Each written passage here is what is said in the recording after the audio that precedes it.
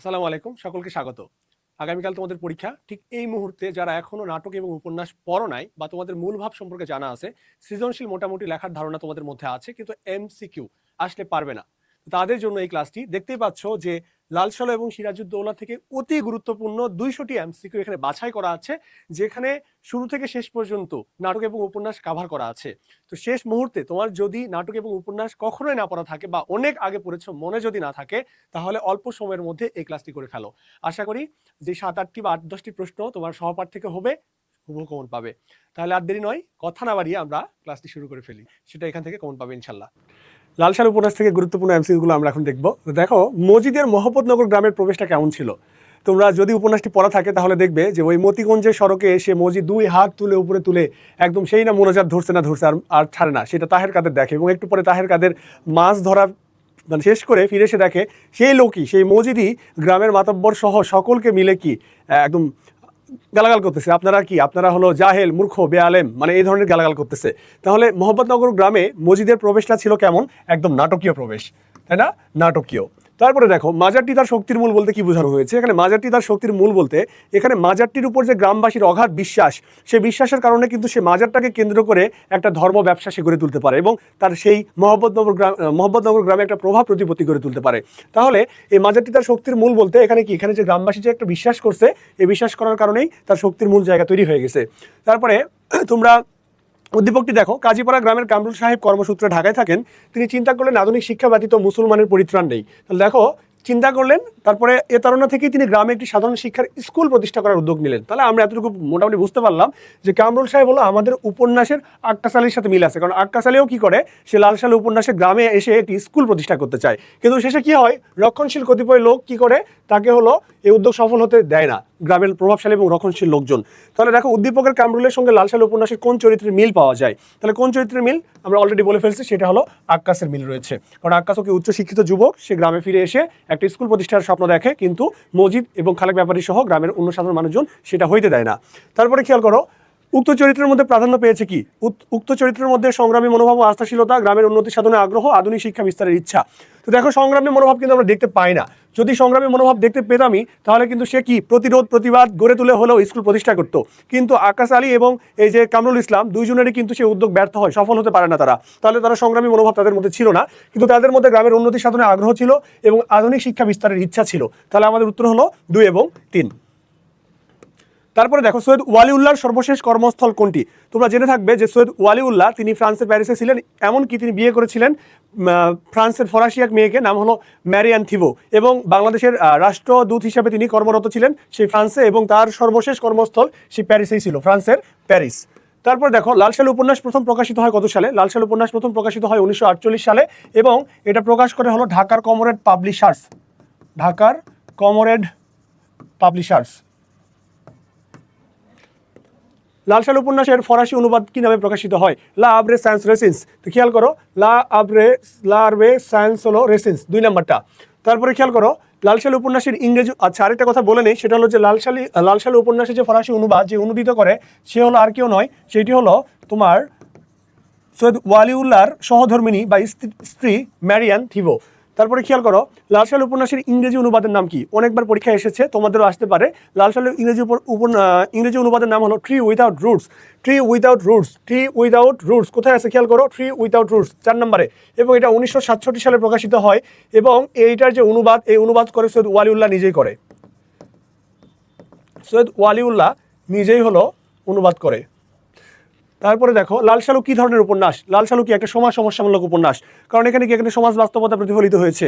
একটা গ্রামের মানুষ, সেই গ্রামের মানুষকে কেন্দ্র করে, যদিও ধর্ম ব্যবসা সেখানে গড়ে উঠেছিল, কিন্তু গ্রামের মানুষের বিভিন্ন সমাজ সমস্যাগুলো এখানে উঠে এসেছে। দেখো, ধর্ম আশ্রিত লেখা আছে, ধর্মের আশ্রয় আছে, কিন্তু মূলত এটি একটি সমাজ সমস্যামূলক উপন্যাস, কারণ এখানে তাহের কাদেরের বাবার কাহিনী আছে, এখানে হলো খালেক ব্যাপারীর স্ত্রী আমিনা বেগমকে যে ডিভোর্স বা তালাক দেওয়ার কাহিনী আছে, এখানে আবার আক্কাসের স্কুল প্রতিষ্ঠা করতে গিয়ে ব্যর্থ হওয়ার কাহিনী আছে, এখানে কি যদিও একটা ধর্মের আওয়াল পীরের ধর্মের ব্যবসা একটা ব্যাপার আছে, সকল বা ওই যে তোমার হলো যেই শস্যহীন ক্ষেতের মানুষ শুধু জীবিকার তাগিদে ছোটে আর ছোটে, তাহলে সেই তৎকালীন সে 20 শতকের সেই কি মানুষের যে সমাজ বাস্তবতা বা সমাজ ব্যবস্থা, যে সমাজের সমস্যাগুলো, সেগুলো নিয়ে এই উপন্যাসটি রচিত। লাল সালু উপন্যাসের মূল বক্তব্য কি? মূল বক্তব্য অজ্ঞতা না, আর নারীবাদ তো কখনোই না, ইসলাম ধর্মের প্রসার তো করেইনি, তাহলে কি এখানে হলো মূল বক্তব্য ধর্মীয় গোঁড়ামি।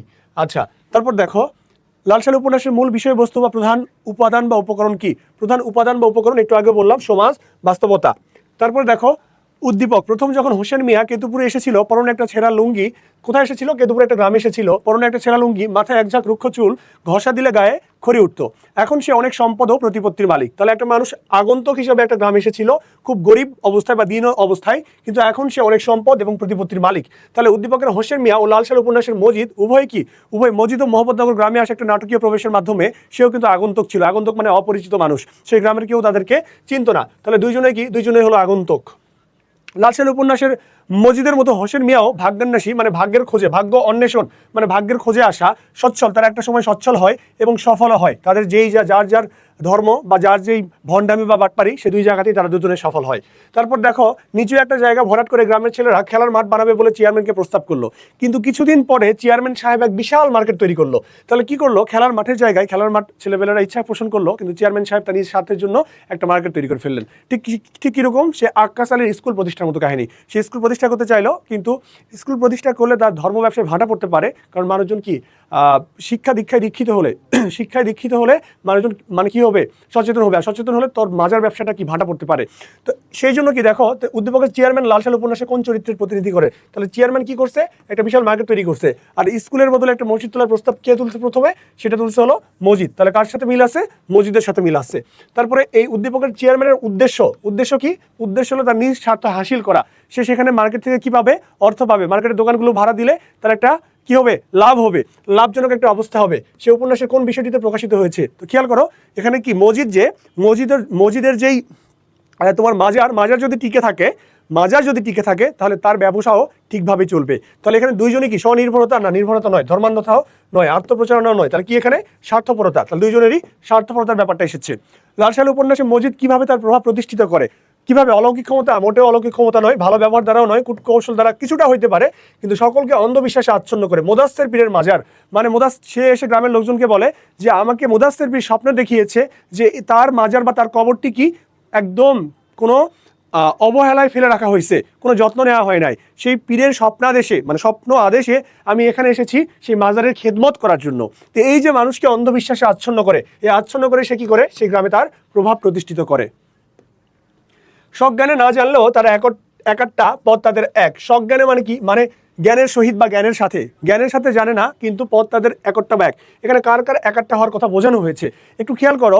গ্রামে এসে মসজিদ সবার প্রথমে কাকে হাত করে? সেই গ্রামেরই মাতব্বর খালেক ব্যাপারীকে হাত করে। তো খালেক ব্যাপারী মানুষটা ছিলেন গ্রামের মাতব্বর, কিন্তু ধর্মভীরু। মসজিদ যখন ধর্মের দোহাই দেয়, তখন কিন্তু তিনি ঠিকই মসজিদের পক্ষ নিয়ে তারা দুজন মিলে গ্রামে তাদের প্রভাব বজায় রাখেন। তাহলে এই যে ধর্মভীরুতার কারণে তিনি তার নিজ জ্ঞানে মসজিদকে প্রশ্রয় না দিলেও আলটিমেটলি তাদের কি হয়? তাদের পথটা কিন্তু একটা হয়ে যায়, বা তারা এক হয়ে গ্রামে তাদের প্রভাব ধরে রাখেন। তাহলে এখানে কার ব্যাপার বোঝাচ্ছে? মসজিদ এবং খালেক ব্যাপারীর। তারপরে দেখো রহিমাও কেঁপে উঠে, কি একটা মহাভয় তার রক্ত শীতল করে দেয়। লাল সালু উপন্যাসের উদ্ধৃতিতে রহিমার ভয়ের কারণ কি? তাহলে রহিমাও কেঁপে ওঠে কি? রহিমাও কেঁপে ওঠে তখনই উপন্যাসে রয়েছে যখন রহিমা মাজারের যে একটা ঐশ্বরিক শক্তি আছে, মাজারের যে একটা লৌকিক শক্তি আছে, এই জিনিসটা যখন সে চিন্তা করে তখন। তো লেখো, তাহলে মাজারের একটা ঐশিক শক্তি বা ঐশ্বরিক শক্তি যখন কল্পনা করে, তখন কি? তখনও তার রক্ত শীতল করে দেয় রহিমার, কারণ রহিমা অত্যন্ত সহজ সরল এবং ধর্মভীরু এবং স্বামী ভক্ত। তারপর খেয়াল করো, জনগণে যারা যোগ সমশোষে মহাজন তারে কয়। কথাটির অর্থ আগে বুঝতে হবে। জনগণে মানে জনগণকে যারা যোগ সমশোষে, এই শোষে মানে হলো শোষণ করে। কিসের মতো শোষণ করে? যোগ সম মানে যোগের মতো করে। যোগ যেভাবে রক্ত চুষে খায়, ঠিক সেভাবে সাধারণ মানুষকে, জনগণকে যারা শোষণ করে তাদেরকে বলা হয় মহাজন তারে কয়। তাহলে উদ্দীপক এবং লাল সালু উপন্যাসে মহাজনদের বৈশিষ্ট্য কি?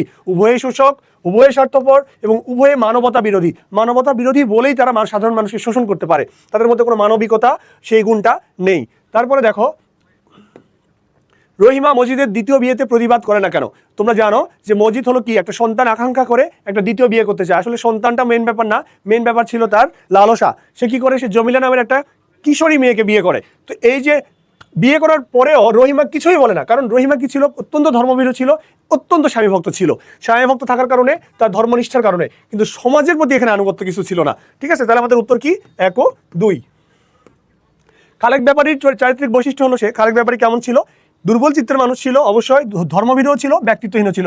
যদি ব্যক্তিত্বহীন না হইতো তাহলে মসজিদের মিথ্যা অপবাদে বা এই যে প্যাটে হলো যে বেরি পড়ছে বা প্যাস পড়ছে এই অপবাদ দিয়ে তার আমেনা বেগম তার স্ত্রীকে যদি তালাক দিতে বাধ্য না করতো বা তালাক যদি না দিত, তাহলে আমরা বলতে পারতাম লোকটা ব্যক্তিত্ব সম্পন্ন, কিন্তু লোকটা আসলে ব্যক্তিত্বহীন এবং দুর্বল চিত্রের অধিকারী। তাহলে কি আমাদের উত্তর 1, 2 ও 3। রহিমা ভয় পায়। রহিমা ভয় পায় কাকে কাকে ভয় পায়? খোদাকে পায়, মাজারকে পায়, মসজিদকে পায়। যেহেতু সরল, ধর্মভীরু, শান্তি প্রাণপ্রিয় মানুষ, সবকিছুকেই সে ভয় পায়। তারপর দেখো, অন্ন চাই, প্রাণ চাই, আলো চাই, চাই মুক্ত বায়ু, চাই বল, চাই স্বাস্থ্য, আনন্দ উজ্জ্বল পরমায়ু, সাহস বিস্তৃত বক্ষপট, এ দৈন মাঝারে কবি, একবার নিয়ে এসো স্বর্গ হতে বিশ্বাসের ছবি। তাহলে দেখো, অন্ন খাবার চাই, প্রাণ চাই, আলো চাই, মুক্ত বাতাস চাই, শক্তি চাই, স্বাস্থ্য চাই, আনন্দ উজ্জ্বল পরম আয়ু চাই। তাহলে এখানে কি, এখানে মানুষের সব চাহিদার ব্যাপারগুলো আসতেছে। মানুষ স্বাধীন থাকতে চায়, মানুষের স্বাধীনতা, মানুষের ইচ্ছা আকাঙ্ক্ষা, সেই ব্যাপারগুলো এখানে এসেছে। কিন্তু এ দৈন মাঝারে কবি, একবার নিয়ে এসো স্বর্গ হতে বিশ্বাসের ছবি, মানে স্বর্গ হতে বিশ্বাসের ছবি নিয়ে আসো, স্বর্গ হতে বিশ্বাস করতে পারি ব্যাপারটা নিয়ে আসো। তাহলে উদ্দীপকের আলোকে লাল সালু উপন্যাসের প্রাণময় ও সাহসী চরিত্র কোনটি? তোমরা মাথায় রাখবে, এই লাল সালু উপন্যাসের লেখক সৈয়দ ওয়ালিউল্লাহ একমাত্র একটি চরিত্রকে এখানে সাহসী ও উজ্জ্বল প্রাণধর্মের প্রতীক হিসেবে আবির্ভূত করেছেন। এই সাহসী এবং উজ্জ্বল প্রাণধর্মের প্রতীক হলো প্রতিবাদী জমিলা। তাহলে কে? মসজিদের দ্বিতীয় স্ত্রী জমিলা। তারপর দেখো, উক্ত চরিত্র সৃষ্টিতে লেখকের মূল উদ্দেশ্য কি ছিল? নির্জীব ধর্মতন্ত্রের বিরুদ্ধে পদাঘাত ও সজীব প্রাণধর্মের জাগরণ। অবশ্যই ধর্মতন্ত্র, সেই ধর্মতন্ত্রের বিরুদ্ধে একটা পদাঘাত মানে পা দিয়ে আঘাত, এবং সজীব প্রাণধর্মের জাগরণ। এই যে ছোট্ট কিশোরী একটা মেয়ে, তার বিয়ে হয় একটা অধিক বয়স্ক বাবার বয়স্ক একটা কিসের সাথে, একটা ভণ্ড, একটা প্রতারকের সাথে, কিন্তু তারপরেও কি তার প্রাণধর্মের জাগরণ ঘটেছে, সে সেখানে প্রতিবাদমুখী হয়ে উঠেছে। তারপর দেখো, শেকড়গাড়া কুসংস্কার, অবশ্যই মাজার এসব কি কুসংস্কার। তারপরে কি অন্ধবিশ্বাস, এবং কারণ মাজারটা এখানে কি মিথ্যা ছিল, এই জন্য কুসংস্কার, অন্ধবিশ্বাস এবং ভীতির সঙ্গে সুস্থ মুক্ত জীবন আকাঙ্ক্ষা দ্বন্দ্ব। কারণ সে সুস্থ স্বাধীনভাবে বাঁচতে চায়, তার জীবন আকাঙ্ক্ষা যেরকম সেরকম সে পাচ্ছে না, সেই দ্বন্দ্ব। তারপর দেখো, ধর্ম ব্যবসায়ী মসজিদের অস্তিত্ব সংকটের না, মসজিদের অস্তিত্ব সংকটের ব্যাপারটি না। তাহলে লেখকের মূল উদ্দেশ্য ছিল হলো এই ধর্মতন্ত্রের বিরুদ্ধে পদাঘাত এবং কুসংস্কার থেকে বেঁচে ওঠা। তাহলে আমাদের উত্তর হবে হলো 1 ও 2। ওকে, তারপর দেখো, ফকির মুন্সির স্ত্রী মরিয়ম সহজ সরল মেয়ে, স্বামীর প্রতি তার অগাধ অটল বিশ্বাস। তার বিবেচনায় ফকির মুন্সি একজন কামেল ও পরহেজগার লোক। অথচ গ্রামের অশিক্ষিত সহজ সরল মানুষের ক্ষুধাভীতিকে কাজে লাগিয়ে ফকির মুন্সি নানা ফতোয়া জারি করে সাধারণ মানুষকে ঠকায়। তো দেখো, এখানে মরিয়ম নামের একটা ক্যারেক্টার আছে, আর এটা তার স্বামী ফকির মুন্সি। তিনি কিরকম লোক? তিনি কামেল ও পরহেজগার লোক, কিন্তু সাধারণ ক্ষুধাভীতি দেখিয়ে ফকির মুন্সি নানা মানুষকে ঠকায়। তোমাদের আর বুঝতে বাকি নেই, এখানে মরিয়ম চরিত্রটি, এখানে মরিয়ম চরিত্রের সাথে সাদৃশ্যকার সেই মসজিদের স্ত্রী, প্রথম স্ত্রী রহিমার। তারপরে এই ফকির মুন্সি, লাল সালু উপন্যাসের মসজিদ, উভয়ের ব্যবসার উৎস কি? উভয়ের প্রতারণা করে, উভয় মানুষের সরলতা নিয়ে কাজ করে, মানে খেলা করে, এবং ধর্মভীতি দুইজনেই দেখায়। তাহলে 1, 2 ও 3। প্রাগপুর গ্রামে একজন খ্রিস্টান ধর্মযাজক এসে উপস্থিত হন। বিপদে আপদে গ্রামের সাধারণ মানুষেরা তার কাছে আসতে শুরু করলে গ্রামের পুরোহিত নিজের যশ নষ্ট হওয়ার আশঙ্কা করতে লাগলেন। খেয়াল করো, একটা গ্রামে নতুন একজন খ্রিস্টান ধর্মযাজক এসে উপস্থিত হন। তাহলে আমরা গল্পের মধ্যে কি দেখি? গল্পের মধ্যে দেখি যে আওয়ালপুর নামে একটা গ্রাম, সেই গ্রামে একটা নতুন পীর আসেন। সেই পীর কি ফরাসি শ্লোক জানেন, এবং দেখতে আসলে পীরের মতো। তার সুন্দর সুন্দর দাড়ি, খড়গ নাসা নাক, মানে তার নাক অত্যন্ত খাড়া তীক্ষ্ণ, এবং তিনি তার বক্তব্য দিতে দিতে মাঝে মাঝে ফরাসি কিছু উদ্ধৃতিও ঝাড়েন। তো এই জন্য কি হলো, যে গ্রামের পুরোহিত যে আগে থেকে অবস্থান করছে, মানে এখানে গ্রামের পুরোহিত বলতে আমরা এখানে মসজিদকে কল্পনা করতে পারি, মসজিদ নিজের যশ নষ্ট হওয়ার আশঙ্কা করতে লাগলেন। তাহলে উদ্দীপকের পুরোহিতের সাথে লাল সালু উপন্যাসে কোন চরিত্রের মিল আছে? তো দেখো, অলরেডি আমরা বুঝে গেছি, সেটা হলো মসজিদ চরিত্রের মিল আছে। এই মিলের কারণ হলো তারা দুর্বলের ক্ষমতা চিরস্থায়ী হয়, এটা কোনোভাবেই হচ্ছে না। ক্ষমতা ও প্রতিপত্তি হ্রাস পাওয়ার আশঙ্কা, দুইজনের মধ্যে প্রতিপক্ষের আবির্ভাব, অবশ্যই 2 ও 3। তাহলে আমাদের উত্তর কি? 2 ও 3। তাই তারা ছোটে আর ছোটে। কেন ছোটে? একদম উপন্যাসের প্রথম দিকের লাইন। কেন? শস্যহীন অঞ্চলের মানুষজন ছোটে আর ছোটে। কেন ছোটে? জীবিকার তাগিদে ছোটে। তাহলে দেখো, তাহলে জীবিকার জন্য বা উপার্জনের জন্য। তারপর দেখো, কিন্তু দেশটা কেমন মরার দেশ বলার কারণ কি? দেশটা কেমন মরার দেশ, এই দেশটা কেমন মরার দেশ বলতে এখানে কোন অঞ্চলকে বোঝানো হচ্ছে? এখানে নোয়াখালী অঞ্চলকে বোঝানো হচ্ছে। এই নোয়াখালী অঞ্চল কেন বোঝানো হচ্ছে? কারণ শস্য শূন্যতা বা শস্যহীনতা। তোমাদের উপন্যাসের প্রথম শব্দ শস্যহীন অঞ্চল, শস্যহীনতা বা শস্য শূন্যতা। অতি সন্তর্পণে ধানের ফাঁকে ফাঁকে তারা নৌকা চালায়। কেন? এই কারা নৌকা চালায়? এই ধানের নৌকা চালায় হলো তাহের কাদের। তাহের কাদের কেন নৌকা চালায়? তারা মাছ ধরার জন্য নৌকা চালায়। এখন মাছ ধরার জন্য কি, মাছ আসলে কোথায় শীষ নাড়াচ্ছে, সৃষ্টি নাড়াচ্ছে সেটা দেখতে হবে এবং অতি সাবধানে চালাইতে হবে, যাতে মাছ না বুঝতে পারে, ঢেউটাও যেন না টের পায়। তাহলে ঢেউ বা শব্দ হওয়ার ভয়ে, আর ঢেউ বা শব্দ হলে কি হবে, মাছ পালায় যাবে, তারা আর মাছ শিকার করতে পারবে না। লাল সালু উপন্যাসে শিকারীর একাগ্রতা কার চোখে? তাহলে শিকারীর একাগ্রতা মানে শিকারীর একাগ্রতা, সুতীক্ষ্ণ দৃষ্টি। সুতীক্ষ্ণ দৃষ্টি কার দিকে? মাছ কোথায় নড়তেছে, কোন দিকে, সেটা তারা তাহের কাদের মাছ ধরতে গেছিল এবং সেটা হলো তাহেরের চোখে। কার চোখে? তাহেরের চোখে। এটা মুখস্থ রাখবা। লাল সালু উপন্যাস মতিগঞ্জের সড়ক থেকে মোহাম্মদনগর গ্রাম কোন দিকে ছিল? সেই মতিগঞ্জ সড়ক যেখানে মজিদ দ্বারাই মোনাজাতের ভঙ্গিতে নাটকীয় প্রবেশ ঘটায়, সেখান থেকে মোহাম্মদনগর গ্রাম ছিল হলো উত্তর দিকে। লাল সালু উপন্যাসে অশীতিপর বৃদ্ধকে, অশীতিপর মানে কি? অশীতিপর মানে হলো ৮০ বছরেরও বেশি বয়স এরকম কোনো বৃদ্ধ। ৮০ বছরের বেশি বয়সী যে বৃদ্ধ তাকে বলা হয় অশীতিপর মানুষ বা বৃদ্ধ। সেটি হলো সলেমনের বাপ। মোহাম্মদনগরে আগমনের পূর্বে মসজিদ কোথায় ছিল? মসজিদের একদম যদি বলি যে একদম নিজ বাসগৃহ, সেটা নোয়াখালী। সেখান থেকে সে ভাগ্যান্বেষণে বা জীবিকার তাগিদে আসে গারো পাহাড়ে এসে সে মুয়াজ্জিনের কাজ করে। সেখানে এক ফরেস্ট অফিসার বা বন কর্মকর্তার দ্বারা এই মোহাম্মদনগর গ্রামে তার যে বংশধরের কবর টবর রয়েছে এসব খবর পায়। সেই খবর পেয়ে সে আবার কি করে, সে প্রতারণার ফাঁদ এঁটে সে মোহাম্মদনগর গ্রামে যায়। তাহলে মোহাম্মদনগর গ্রামে আসার পূর্বে মসজিদের স্থান ছিল গারো পাহাড়ে। কোথায় ছিল? গারো পাহাড়ে। কলমা জানো মিয়া প্রশ্নটি মসজিদ কাকে উদ্দেশ্য করে বলেছিল? কলমা জানো মিয়া এটি প্রথমেই বলা হলো ঘাবড়ে দেওয়ার জন্য দুদু মিয়াকে। দুদু মিয়া প্রত্যুত্তরে বলে, মূর্খ সুরুক্ষ মানুষ, কলমা টলমা কেমনে জানি। তারপরে দেখো, ছোটবেলায় নাকে নলক পরে হলদে শাড়ি পেঁচিয়ে ছোটাছুটি করতো আমাদের গল্পের নায়িকা রহিমা। যদিও দুইটা নায়িকা, একটা রহিমা একটা জমিলা, তাই না? আচ্ছা, মোহাম্মদনগর গ্রামের মহিলাদের সাথে মসজিদের যোগসূত্র কে করে দেয়? তো দেখো, মহিলারা স্বাভাবিকভাবেই পীরের কাছে সরাসরি যাইতে পারে না বা ভণ্ড মসজিদের কাছে সরাসরি যাইতে পারে না। এই যোগসূত্রের জন্য বা দুইজনের মধ্যে একটা যোগাযোগ রক্ষা করার জন্য সেতু বন্ধন হয়ে কাজ করে তারই স্ত্রী রহিমা।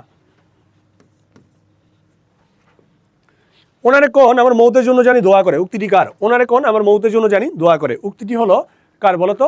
হাসুনির মা। হাসুনির মা যখন তাদের বাড়ির খবর, মানে তার বাবা মার মধ্যে যে ক্যাচাল হয়, তার বাবা যে মাকে ধরে পিটায়, এই বিষয়ে যখন মসজিদের কাছে এসে উপস্থাপন করে, মসজিদ তখন সেই তাহের কাদেরের বাবাকে বা সেই বুড়াকে ধরে বলে যে এসব তো ঠিক না।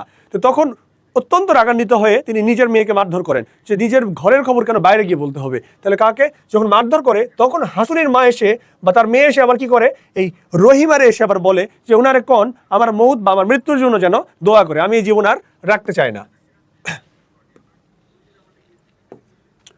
অন্তরের শক্তিতে মজিদ ব্যাপারটা জানতে পেরেছে, সে কথা সে বিশ্বাস করে না।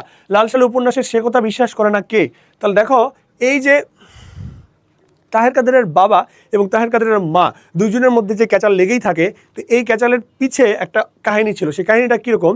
সেই কাহিনীটা হলো যে একসময় তাহের কাদেরের বাবার ভাইয়ের সাথে তাদের জমি জমা নিয়ে একটা বিরোধ ছিল। সেই বিরোধের সময় কুৎসা রটনা করা হয় যে তাহের কাদেরের মা তার চাচার সাথে একটা পরকীয়া সম্পর্কে লিপ্ত হয়েছিল, বা এরকম একটা চারিত্রিক একটা দোষ দেওয়া হয়, কিন্তু সেটা আসলে মিথ্যা, সেটা মিথ্যা। তো যখন মজিদ এই বুড়ুকে, ঢেঙ্গা বুড়ুকে বা তাহের কাদেরের বাপকে সাহায্য করতে পারতেছিল না, তখন ঠিক সেই সময়ে তাকে জিজ্ঞেস করে, কি মিয়া তোমার দিলে ময়লা আছে নাকি? কি মিয়া, আমি এই খবরটা অন্তরের শক্তিতে পাইছি, অন্তরের শক্তিতে আমি বিষয়টা জানতে পারছি যে তোমার বইয়ের হলো সমস্যা ছিল, ঠিক আছে, ইনডিরেক্টলি বলে। তাহলে এই ব্যাপারটা জানতে পেরেছে, সে কথা বিশ্বাস, কারণ বুড়ো এইসব ভণ্ডামি টন্ডামি এসবে বিশ্বাস করে না, ঢেঙ্গা বুড়ো। তাহলে লাল সালু উপন্যাসে সে কথা বিশ্বাস করে না কে? সেটা হলো তাহের কাদেরের বাবা। তারপর দেখো, হাসুনের মাকে বুড়ো বেধড়ক প্রহার করে কেন? আমি অলরেডি একবার বলেছি, সেটা হলো ঘরের কথা বাইরে বলার জন্য। তারপর দেখো, ভেতরে ক্রোধের আগুন জ্বলছে, বাইরে যত ঠান্ডা থাকুক না কেন। কার ভিতরে? এই যে এই বিষয়গুলো মেয়ের কাছে মাপ চাইতে বলছে মজিদ। কি বলছে? তোমার মেয়ের প্রহার করছো, তোমার মেয়ের কাছে গিয়ে মাপ চাও। তো নিজের মেয়ের কাছে মাপ চাইতে হবে, বিষয়টা তাহের কাদেরের বাবা ঢেঙ্গা বুড়ো কোনোভাবেই মেনে নিতে পারছিল না। এই জন্য ভিতরে তার ক্রোধের আগুন জ্বলছিল, কিন্তু সে কিছুই বলতে পারছিল না। এটা কার? এটা তাহের কাদেরের বাবার। তুমি কি হলপ করে বলতে পারো তোমার দিলে ময়লা নাই? অলরেডি একটা বললাম যে এই প্রশ্ন কে করেছে? মজিদ করেছে। কাকে করেছে? তাহের কাদেরের বাবাকে। কি মিয়া তোমার দিলে কি ময়লা আছে? উক্তিটি কার? এটা মজিদের। তোমার দিলে কি ময়লা আছে? কার দিল বলো তো? তাহেরের বাবার। তোমার দিলে কি ময়লা আছে, এই উক্তিতে ময়লা কি অর্থে ব্যবহৃত হয়েছে? এই ময়লা কি অর্থে বলো তো? যে তোমার দিলে কি ময়লা, তোমার দিলে কি সন্দেহ আছে যে তোমার বউ হলো সেই সময় মানে অকাজ করে নাই বা তোমার ভাইয়ের সাথে কোনো একটা সম্পর্কে লিপ্ত হয় নাই, এই প্রশ্ন করছে। তাহলে কি এটা সন্দেহ। অনেক বই পাপ দেওয়া আছে, কিন্তু পাপ কিন্তু হবে না, ঠিক আছে? পাপ টাপ না, এর দিলে কেন পাপ থাকবে? এই তো পাপ করে নাই, পাপ করলে তার স্ত্রী করছে, এই তো পাপ করে নাই। তাহলে অর দিলে সন্দেহের ব্যাপারটা। ঢ্যাঙাবুড়া কার কথায় বিভ্রান্ত হয়? মজিদের কথায় অত্যন্ত বিভ্রান্ত হয়। তারপর দেখো লাল সাল উপন্যাসে ঝড় এলে হৈ হৈ করার অভ্যাস কার? হৈ হৈ করার অভ্যাস হলো হাসুনির মার। খোদার জিনিস খোদাই তুইলা লইয়া গেছে। তাহলে এই যে মেয়ের কাছে মাপ চাইতে হয়, এই বিষয়টা সে একদমই মানতে পারে না। একদমই মানতে না পেরে সে কি করে? সে বৃষ্টির দিনে নিরুদ্দেশ হয়ে যায়, তাকে আর খুঁজে পাওয়া যায় না। সেই প্রেক্ষিতে হাসিনের মা এই কথাটি বলে যে খোদার জিনিস খোদাই তুইলা লইয়া গেছে, এত ভেবে কি হবে? হাসিনের মা এই কথাটি বলে। খেলোয়াড় চলে গেছে, খেলবে কার সাথে? এই উপন্যাসে উক্তিতে খেলোয়াড়কে, খেলোয়াড় হলো ঢেঙা বুড়ো বা তাহের কাদেরের বাপ। তাহলে খেলোয়াড় চলে মানে এই বুড়ি তাহের কাদের মা, সে তো আর কারোর সাথে ঝগড়া করতে পারতেছে না, মারামারি করতে পারতেছে না। তাহলে ব্যাপারটা এরকম যে খেলোয়াড় চলে গেছে, খেলবে কার সাথে? অনেকে আছে তোমরা দুষ্ট অন্য কথা ভাবো, হ্যাঁ, ওগুলা কিন্তু না। আচ্ছা, তারপর দেখো খেলোয়াড় চলে গেছে, খেলবে কার সাথে? আচ্ছা, অলরেডি একবার হয়েছে, দুইবার চলে। আচ্ছা, অন্ধকারে মসজিদের চোখ কিসের মতো চকচক করে? অন্ধকারে মসজিদের চোখ সাপের মতো চকচক করে। দেশে দেশে পীরদের সফর শুরু হয় কখন? দেশে দেশে পীরদের সফর শুরু হয় হলো কখন বলতো? ধানের মৌসুমে। কেন ধানের মৌসুমে? কারণ ধানের মৌসুমে কি হয়? সকল জমিদার যা প্রতিপত্তি যাদের আছে, প্রভাব আছে, বা কৃষক লোকজন যারা আছে, তারা কি তারা ধান তোলে। কারণ তাদের তো এখন নয় শিল্পায়ন হয়েছে, কিন্তু তাদের তো অর্থ বা উপার্জনের একটাই মাধ্যম ছিল কৃষি। সেই কৃষিতে যখন ধান উৎপাদন হয়, যখন ঘরে ধান থাকে, তখন পীর সাহেব এসলে পীর সাহেবকে খুশি মনে 2-4 বস্তা ধান দিয়ে দেওয়া যায়, 2-4 বস্তা ধানের টাকা দিয়ে দেওয়া যায়। তো পীর সাহেবেরাও চালাক, তারা কি করেন? তারা জানেন কখন গেলে কিছু পাওয়া যাবে, তো তারা কি করেন? বস্তায় বস্তায় ধান নিয়ে চলে আসেন। বস্তায় বস্তায় এমন আছে গরু দিয়ে দেয়, ছাগল দিয়ে দেয়, মুরগি দিয়ে দেয়, হাঁস দিয়ে দেয়। হ্যাঁ, এসব চোখের সামনেও দেখছি অনেক। তাহলে এগুলো কি? এগুলো হলো সফর করে কখন? ধানের মৌসুমে। লাল সাল উপন্যাসে মজিদ কার ভয়ে শঙ্কিত হয়? কার ভয়ে শঙ্কিত হয়? ওই যে আওয়ালপুরে পীর যখন আসছে, তখন তার ব্যবসায় ভাটা পড়া চিন্তা পড়ে গেছে যে আওয়ালপুরে পীরের কাছে সব মানুষজন যাচ্ছে, হায় হায় আমার মাজার এখন চলবে কিভাবে? তাহলে কার কাছে? সে আওয়ালপুরের পীরকে আসা থেকে ভয় শঙ্কিত হয়ে যায়। পাথর এবার হঠাৎ নড়ে, এই পাথর হলো মজিদ। মজিদ কখন আওয়ালপুর পৌঁছেছিল? মজিদ ভাবতেছিল যে একটা দফা রফা করতে হবে, এই পীরকে তো হটাইতে হবে, নইলে তো আমার ব্যবসা চলবে না। তাহলে মজিদ একদিন কি করছে? ওই জায়গায় আওয়ালপুরে গেছে। কখন গেছে? সূর্য হেলে পড়লে, এবং গিয়ে দেখে যে কেবল জহরে নামাজ শুরু করতেছে। তখন একটা মনে করে এসপার ওসপার একটা বাধাই দিচ্ছে, ঠিক আছে? তাহলে সূর্য হেলে পড়লে যে নামাজের ওয়াক্ত শেষ, এখন নামাজ, এটা কি শুরু করছে? ফাজলামো নাকি? হ্যাঁ। তারপর দেখো লাল সাল উপন্যাসে মজিদ কোন সময় আওয়ালপুর গ্রামে পৌঁছালো? সূর্য হেলে পড়লে। আচ্ছা, দুঃখিত, দুইবার আসছে। আচ্ছা, লাল সাল উপন্যাসে ভাং গাঁজা খাওয়া রসকসপূর্ণ হারগিলের চেহারা কার?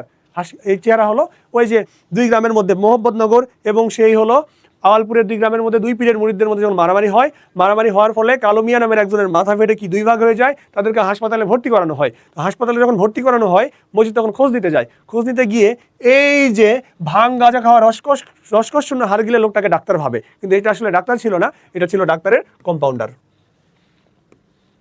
মজিদের মন কদিন ধরে চিন্তায় ঘোরপাক খায়। কেন ঘোরপাক খায়? ঘোরপাক খায় হলো আওয়ালপুরের পীরের উপস্থিতিতে। ধলা মিয়াকে আওয়ালপুরের পীরের কাছে পানি পড়া আনতে পাঠিয়েছেন কে? আচ্ছা, পানি পড়া। দেখো ধলা মিয়া হলো এই যে তানু বিবির ভাই। এই তানু বিবি আবার কে? তানু বিবি হলো খালেক ব্যাপারীর ছোট স্ত্রী, ঠিক আছে? এটা বড় স্ত্রী, এটা হলো বড় স্ত্রী। তাহলে আমিনা বিবি হলো বড় স্ত্রী। তো দেখো আমিনা বিবির সন্তান হয় না, কিন্তু তানু বিবি বছর না বছর যাইতেই একটা করে সন্তান পয়দা করে, ঠিক আছে? তো দেখো এইটা দেখে আমিনা বিবির মনটা চাই, ইস আমার যদি 1-2টা সন্তান হইতো, আমি তো নিঃসন্তান। তখন চিন্তা করে যে আওয়ালপুরের পীরের কাছ থেকে হয়তো পানি পড়া আনলে আমার সন্তান হইলেও হইতে পারে। কিন্তু মসজিদের সাথে ইতোমধ্যে ক্ল্যাশ বেঁধে গেছে হলো আওয়ালপুরের পীরের, তো এটা তো সরাসরি সম্ভব না। তখন কি করে আমিনা বিবি যখন খালেক ব্যাপারীকে বলে, খালেক ব্যাপারী তার শালা বলার সম্বন্ধী বলো, সে ধলা মিয়াকে ডেকে বলে যে আপনি একটু যান, গিয়ে হলো পানি টানি নিয়ে আসেন, আপনারা টাকা পয়সাও দিচ্ছি, কিন্তু দিনের বেলা যাবেন না, দিনের বেলা গেলে কিন্তু মসজিদ টের পাবে, রাতের বেলা যাবেন। এই ব্যাটা আবার করছে কি? এই ব্যাটা আবার ভূতের জিনে ভয় পায়। তো একটা তেঁতুল গাছ আছে ওই আওয়ালপুরে যাইতে, রাতের বেলা সে আর যাবে না, সে জিনের ভূতের ভয় পায়। সে কি করছে? সে হলো মসজিদের কাছেই গেছে, গিয়ে বলছে টাকাটা আপনারে দিই, পানি পড়াটা আমার দিয়ে দেন, আমি নিয়ে গিয়ে বলবো নি আওয়ালপুরের পীরই পাঠাইছে। তাহলে দেখো, তাহলে এই ধলা মিয়াকে কে পাঠায়? ধলা মিয়াকে পাঠায় হলো খালেক ব্যাপারী। কিন্তু মসজিদ কিন্তু বিষয়টা মোটেও ভালোভাবে নেয় না। ঠিক এই ইস্যুতেই কিন্তু মসজিদ কি করে? এই আমিনা বিবিকে তালাক দেওয়া হইতে বাধ্য করে। লাল সালের উপন্যাসে পরগাছা ধরনের মুরব্বী হলো এই ধলা মিয়াই, ঠিক আছে? সাদাসিধে মানুষ। মসজিদের ভাষায় স্ত্রীলোকদের সন্তানটি হয় না কেন? পেটে বেরি পড়ায়। এই যে আমেনা বেগমের একটা অপবাদ দেয় যে পেটে বেরি পড়ছে, এই জন্য সন্তান হয়নি। যেখানে সাপ জাগে সেখানে আবার কমলতার ফুল ফোটে। লাল সাল উপন্যাসের বাক্যে সাপ কি অর্থ প্রকাশ করে? যেখানে সাপ জাগে, দেখো এখানে একটা নাটক সাজায়। নাটকটা কীরকম? সেটা হলো যে যে তার পেটে আমিনা বিবির পেটে প্যাঁচ পড়ছে কিনা এটা জানার জন্য তাকে রোজা থাকতে হবে। সে রোজা সেহরি ছাড়া, সে রোজা ইফতার ছাড়া। এবং তাকে এসে কি করতে হবে, একটা মাজারকে তাকে 7 পাক দিতে হবে। যদি 7 পাক যদি সম্পূর্ণ দিতে পারে তাহলে তার বাচ্চা হবে, নইলে হবে না। কিন্তু একটা পাক দিতে কি না দিতেই কি করে, রহিমা উল্টে পড়ে যায়। তো ওই যে যখন রহিমা আসে, রহিমাকে পালকিতে করে আনা হয়, পালকিতে করে আনার পর রহিমা যখন পাটা বের করে, তার সুন্দর পা দেখে তার কি, তার লালসা জাগে। তার কি, তার লালসা জাগে। এই সাপটা হলো তার লালসা। আক্কাস মোহাম্মদনগর গ্রামে স্কুল প্রতিষ্ঠা করতে যায়, সেটা তোমরা সকলেই জানো। তোমার দাড়ি কই মিয়া কার প্রসঙ্গে বলা হয়েছে? যখন আক্কাস যখন এই গ্রামে যখন স্কুল প্রতিষ্ঠা করতে চায়, তখন আক্কাসকে থামানোর জন্য বা ওই দিকটা পরিবর্তন করার জন্য এই ধর্মের দোহাই দিয়ে বা দাড়ির দোহাই দিয়ে কি করে, আক্কাসকে হেয় করার বা থামিয়ে দেওয়ার চেষ্টা করে মজিদ। তা নিয়ে বুঝি দুলার বাপ কার সম্পর্কে জমিলা উক্তিটা করছে? দুলার বাপ মানে কি? দুলা মানে বর। বরের বাপ মানে কি? বরের বাপ মানে শ্বশুর। তাহলে শ্বশুর ভাবছে কাকে? শ্বশুর ভাবছে মজিদকে। তাহলে যখন জমিলাকে বিয়ে করতে যায় এই মজিদ, তখন মজিদকে ভাবছে এই মনে হয় আমার শ্বশুর হবে, ঠিক আছে? তাহলে তানি বুঝি দুলার বাপ। তাহলে কার সম্পর্কে উক্তি করে? মজিদ সম্পর্কে। তারপর দেখো কোন ঘটনায় জমিলার চোখ দুঃখ বেদনার অর্থহীনতায় হারিয়ে যায়। কোন ঘটনায় বলো তো? সেই ঘটনাটা হলো খ্যাংটা বুড়ির বিলাপ। এই খ্যাংটা বুড়ির হলো সন্তান মারা যায়, সেই সন্তান মারা গেলে সে 5 পয়সা 5 শিকিয়ে এনে সে মাজারে ফেলে দেয়, দিয়ে বলে আমার সন্তানকে জীবিত করে তোলো বা আমার সন্তানকে ফেরত দাও। লালসাল উপন্যাসে অবিশ্রান্ত ঢোলক বেজে চলেছে কোথায়? এটা হলো ডোমপাড়ায়। ডোমপাড়া নামে একটা জায়গা, সেখানে অবিশ্রান্ত ঢোল বেজেই চলেছে। সে যেন খাঁচায় ধরা পড়েছে। সে খাঁচায় কে? সে সহজ প্রাণ উজ্জ্বল ধর্মের প্রতীক জমিলা। সে একটা স্বাধীন চেতা, স্বাধীন সজীব মনোভাব। সে এসে কি করে? সে এসে এই মসজিদের পাল্লায় পড়ে তার এমন একটা ভাব হয় সে যেন খাঁচায় ধরা পড়েছে, স্বাধীন মতো হাসতেও পারে না। ধান দিয়া কি হইব মানুষের জান যদি না থাকে। তো একটা পর্যায়ে যখন জমিলা আর মজিদকে মানতে চায় না, জমিলা কি করে? জমিলা নামাজরত অবস্থায় যায়, নামাজ শেষ করে ঘুমায় যায়, কিন্তু মজিদ এসে বলে তুমি নামাজ পড়োনি কেন? সে আর উত্তর দেয় না, রাগান্বিত হয়, আর উত্তর দেয় না। একটা পর্যায়ে বলে, যখন কোনো কথা বলে না, যেখানে মাজারের কাছে রাখলে কি হবে এর হলো, বা পীরের কাছে গিয়ে যদি দোয়া করে বা মাপ চাই, তাহলে হলো এর মধ্যে সেই আল্লাহ ভীতি বা খোদা ভীতি আসবে। তখন কি করে? তাকে যখন জোর করে নিয়ে যাইতে চাওয়া হয়, সে থুতু দেয় মসজিদের মুখে। মসজিদের মুখে থুতু দিলে সে বলে যে এর উপর জিন আছে, জিন না থাকলে এটা কোনোভাবেই সম্ভব না, এর জিন তাড়াইতে হবে, আর জিন তাড়াইতে গেলে মাজারের কাছে বেঁধে রাখতে হবে। তাকে কি করে? তাকে জোর করে নিয়ে গিয়ে মাজারের কাছে বেঁধে রাখে। কিন্তু সেই রাতে কি হয়? একটা দুর্যোগপূর্ণ রাত হয়, সারা রাত ধরে সে বৃষ্টি হয়, ঝড় বৃষ্টি, পাথর হয়। তখন কি হয়? তখন মজিদ বলে যে পাথরে মনে হয় সকল ধান নষ্ট হয়ে গেল। তখন রহিমা বলে যে ধান দিয়ে কি হইবে মানুষের জান যদি না থাকে? মানে এই ধান বা ফসল দিয়ে কি করবো যদি জমিলায় যদি মরে যায়, ঠিক আছে? তাহলে এখানে কি? এখানে ক্ষোভ প্রকাশ করে। কি প্রকাশ করে? এখানে ক্ষোভ প্রকাশিত হয়। খোদার উপর তোয়াক্কল রাখো মিয়া। খোদার উপর তোয়াক্কল মানে কি? খোদার উপর বিশ্বাস রাখো। যখন ধান টান ভেঙে যায়, তখন সকল গ্রামের লোকজন এসে বলে হায় হায় হায় হায়, সব ফসল দেবার শেষ হয়ে গেল, এখন আমাদের কি হবে? তখন মজিদ বলে খোদার উপর বিশ্বাস রাখো। তারপরে দেখো, বিশ্বাসের পাথরে যেন খোদা এসেছে চোখ। কাদের কথা বলা হয়েছে? সেই গ্রামবাসী মনে করো যে সকল ধান মনে করো যে নষ্ট হয়ে গেছে, তাদের চোখ যেন একদম এমন একটা ব্যাপার হয়ে গেছে, তারা বিশ্বাস ছাড়া তাদের চোখে আর কিছুই নাই, তাদের আর কিচ্ছু করার নাই, ব্যাপারটা এরকম। তাহলে কি এখানে কারা? ক্ষেতের প্রান্তে যারা জড়ো হয়েছে, জড়ো হওয়া লোকজন। তারপর দেখো লালসাল উপন্যাসের শেষ বাক্য কোনটি? এই যে বিশ্বাসের পাথরে যেন খোদা এসে চোখ। সন্তান আকাঙ্ক্ষায় রূপার মনে ঝড় ওঠে। রূপার সাথে লালসাল উপন্যাসের কার মিল রয়েছে? তাহলে সন্তান আকাঙ্ক্ষা কে চায়? রহিমা চায়, আমেনা চায়, তাই না? রহিমারও নিঃসন্তান ছিল, আমেনাও নিঃসন্তান ছিল, কিন্তু জমিলার সন্তানের কোনো ব্যাপার উপন্যাসে আসেনি, নিজেই বাচ্চা। দেখো দুনিয়াটা বড় বিচিত্র জায়গা, সময় অসময় মিথ্যা কথা না বললে নয়। এ কথায় মজিদের মধ্যে যেই চরিত্রের দিক মানে যে দিকটা প্রকাশিত হয়েছে। আচ্ছা, তাহলে সময় অসময় মিথ্যা কথা না বললে নয়, এটা কিন্তু মজিদ একটা সময় গিয়ে স্বীকার করে। তাহলে এটা অনুশোচনা বোধ নয়, এটা হলো তার অস্তিত্ব রক্ষার একটা চেষ্টা এবং আত্মপক্ষ সমর্থনের চেষ্টা। মানে তার অস্তিত্ব রক্ষা করতে গেলে মিথ্যার আশ্রয় নিয়ে সে শুরু করছে সব ভণ্ডামি। সে যদি এখন সত্য কথা গ্রামের মানুষজনকে বলে ফেলে, হ্যাঁ, তাহলে কি হবে? তার কিন্তু একদম সব কিছুই রক্ষা হবে না। তাহলে তার মধ্যে একটা অস্তিত্ব রক্ষার চেষ্টা এবং আত্মপক্ষ সমর্থনের চেষ্টা, 2 ও 3। তারপর দেখো, আহা খোদা যদি আমাকে পোলাপাইন দিত, কথাটি ব্যথা বিভিন্ন অন্তরে জাগ্রত হয় কার? তো দেখো তোমার খোদা যদি একটা আমাদের পোলা দিত, এই কথাটা কে বলে? এই কথাটা বলে হলো মজিদ বলে। কে বলে? মজিদ যখন বলে, তখন রহিমার বিষয়টা অন্তরে ধাক্কা লাগে যে আসলেই তো। কিন্তু এখানে কি? এখানে আমেনা, কিন্তু এখানে আমেনা ক্যারেক্টার আসবে না, কারণ এই কথাটা এই ডায়লগের সাথে সম্পর্কিত কে? রহিমা এবং মজিদ। তাহলে আমাদের উত্তর হবে হলো 1 ও 3। 1 ও 3 কোথায়? এখানে হলো অপশন ছাড়া পড়ছে 1 ও 3। তারপর দেখো মজিদ জমিলার মধ্যে খোদাবিধি জাগাতে চাই যে কারণে, জমিলাকে বশ করতে, অবশ্যই বশ করতে, স্বীয় না, এখানে স্থায়ী আধিপত্য, কি একটা স্থায়ী আধিপত্য বিস্তার করতে, মোটেও স্রষ্টা সন্তোষের জন্য নয়। তাহলে আমাদের কি 1 ও 2। উদ্দীপকটা একটু খেয়াল করো। স্বামী মরে যাওয়ায় বৃদ্ধ বাবার টান্না পরনের সংসারে মিনারাকে 2 সন্তান নিয়ে থাকতে হয়। তাহলে আমাদের এখানে ক্যারেক্টার মিনারা 2 সন্তানে থাকে। কখনো কখনো আশেপাশে বাড়িতে ঝিয়ের কাজ করে, কাঁথা সেলাই করে, হগলা গাঁথে, সামান্য কিছু উপার্জন করে। তাহলে এই চরিত্রের সাথে মিল কার আছে বলো তো? এই চরিত্রের সাথে মিল হলো তোমার স্বামী মারা গেছে কার? হাসিনীর মায়ের। তারও একটা বাচ্চা, সেও বাবার বাড়িতে সে থাকে, সেও কি করে? কাঁথা টাথা সেলাই করে, সেও সেভাবে তার দিন যাপন করে। এরূপ সাদৃশ্যের কারণ কি? স্বামী মারা যাওয়া, নিজে উপার্জন করা, বাপের বাড়িতে অবস্থান করা, তিনটাই। আচ্ছা, তারপর দেখো শেফালির বাবা মায়ের মধ্যে সারাদিন ঝগড়াদ্বন্দ্ব লেগেই থাকে। তাহলে শেফালির বাবা মা বুঝতে পারতো হাসিনীর বাবা মার কথা এখানে আসতেছে। বাবা মায়ের এই কাজে সে অতিষ্ঠ হয়ে গ্রামের চেয়ারম্যানের কাছে বিচার দেয়। তাহলে গ্রামের চেয়ারম্যান এখানে বিচার দিচ্ছিল মসজিদের কাছে। তাহলে চেয়ারম্যান লোলপ দৃষ্টি শেফালি পরিবারটাকে ধ্বংস করে দেয়। সেই মসজিদের দৃষ্টি সেই হাসিনীর বা তাহের কাদেরের বাবাকে কি করে? গ্রাম ছাড়া হইতে বাধ্য করে। তাহলে উদ্দীপকের পরিবারের সাথে লাল সাল উপন্যাসের যে পরিবারের সাদৃশ্য সেটা হলো হাসিনীর মায়ের। তাহলে উদ্দীপকের এই মরিয়ম না একবার হলো। আচ্ছা, তাহেরার বিয়ে হলো তার চেয়ে কয়েক গুণ বেশি বয়সী হামিদ আলীর সাথে। বিয়ের আগে পাত্রী দেখতে এলে হামিদ আলীকে তাহেরা ভেবেছিল সে তার হবু শ্বশুর। দেখো তোমাদের বুঝতে আর বাকি নাই, এটা হলো কোন চরিত্রকে তুলনা করতেছে, সেটা হলো জমিলা। জমিলাও ভাবছিল তাকে যে দেখতে আসছে এটা বুঝি তার শ্বশুর, মজিদকে ভাবছে। উদ্দীপকের ঘটনাটিতে লালসাল উপন্যাস বিধৃত সমাজের যে দিকটি প্রতিফলিত হয়েছে, বাল্যবিবাহ, অসমবয়সী বিবাহ, বহুবিবাহ, বলপূর্বক বিবাহ। তাহলে দেখো এখানে মজিদ এবং জমিলা দুইজনের যে বয়সের পার্থক্য এটা কিন্তু অনেক বেশি। তাহলে কি অসম, অসম মানে সমান নয়, এরকম বয়সের বিবাহ, তাহলে অসমবয়সী বিবাহ। মঞ্জুলি মোড় তো কচি মেয়ে অরির সঙ্গে বিয়ে দেবে, বয়সে হচ্ছে 5 গুণ সে বুড়ো। তাহলে মঞ্জুলি মোড় কচি মেয়ে মানে এখানে জমিলা, তাহলে মঞ্জুলি কি এখানে জমিলা, আর 5 গুণ যে বয়সে বড় লোকের সাথে বিয়ে দিবে সে বিয়ে দিবে সেই বুড়োকে, সেই বুড়ো হলো মজিদ। তাহলে উদ্দীপকের মূল ভাব নিজের কোন চরণের সঙ্গে বেশি সঙ্গতিপূর্ণ? কারণ কি ভাবলাম তাই বুঝি দুলার বাপ, আর মনে হয় দেখার দরকার নাই, এইটাই তাই না? বড় বিবির প্রতি তার তেমন মায়া মহব্বত নাই, যেখানে সব জায়গায় কমলতা ফোটায় লজ্জায় নিয়মান নতুন বইয়ের রক্তপাত না। কারণ কি ভাবলাম তাই বুঝি দুলার বাপ মানে বয়সে বড়, বয়সের ব্যাপারটা এখানে আসতেছে।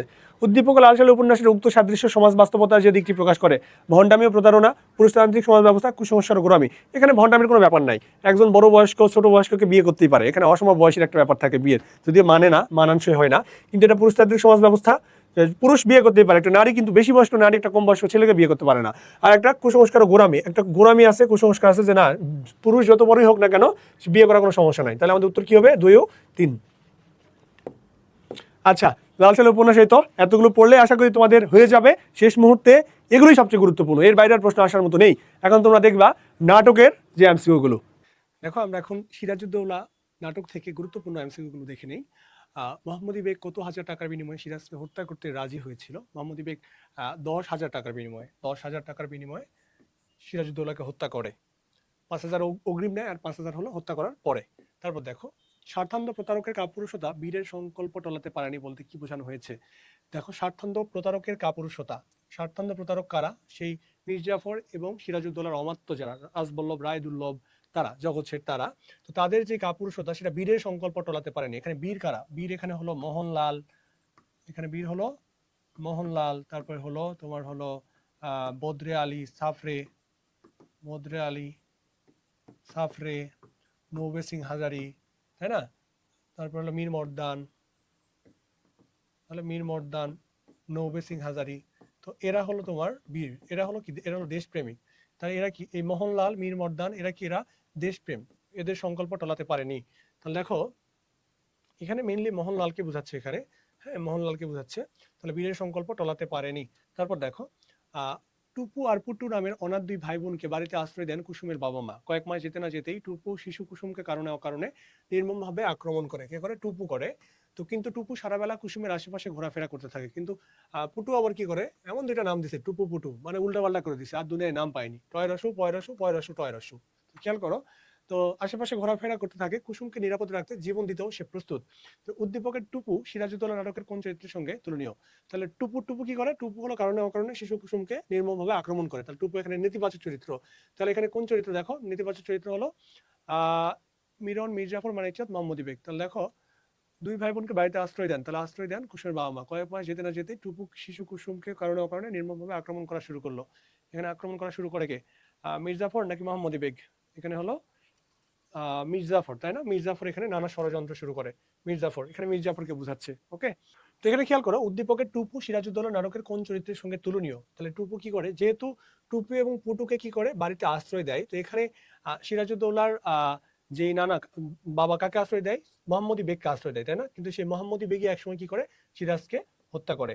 এই জন্য মোহাম্মদী বেগের সাথে এখানে তুলনীয়। তারপরে উদ্দীপকের পুটুকে, পুটু বলতে যে ইতিবাচক চরিত্র, সে বৈশিষ্ট্য কারণে সিরাজউদ্দৌলা নাটকের মোহনলাল চরিত্রের সঙ্গে তুলনা করা যায়। কিসের জন্য মোহনলাল চরিত্রের সঙ্গে তুলনা করা যায়? কৃতজ্ঞতা না, এখানে কৃতজ্ঞতা বলতে কি? তুমি কারোর জন্য কিছু করছো, তার বিনিময়ে তোমার তার উপকার করছে, উপকারের বিনিময়ে কৃতজ্ঞতা জানাচ্ছে, ব্যাপারটা এরকম না। কৃতজ্ঞতা না, এখানে এখানে কি প্রভুভক্তি, তারপরে একটা প্রভুভক্তি ছিল, আত্মত্যাগ ছিল। এখানে কৃতজ্ঞতার কোনো ব্যাপারটি নাটকের মধ্যে উল্লেখ পাওয়া যায় না। প্রভুভক্তির ব্যাপারটা আসে কারণ আহ সিরাজের প্রতি একটা খুবই ভক্তি ছিল এবং আত্মত্যাগ, সে নিজের জীবনও দিয়ে দেয় বা দিতেও দ্বিধা করে না। তো এখানে কি, এখানে 2 ও 3। তারপর দেখো সিকান্দার আবু জাফর কোন পত্রিকা সম্পাদনা করেন? সিকান্দার আবু জাফর হলো সমকাল পত্রিকা সম্পাদনা করেন এবং সমকাল পত্রিকাটি ছিল হলো মাসিক পত্রিকা, মাসিক সমকাল। মনীষী অ্যারিস্টটল নাটকের কয়টি ঐক্যের কথা বলেছেন? নাটকের 3টি ঐক্যের কথা বলেছেন। স্থানের ঐক্য, তোমার হলো কর্মের ঐক্য এবং সময়ের ঐক্য, এই 3টি ঐক্য।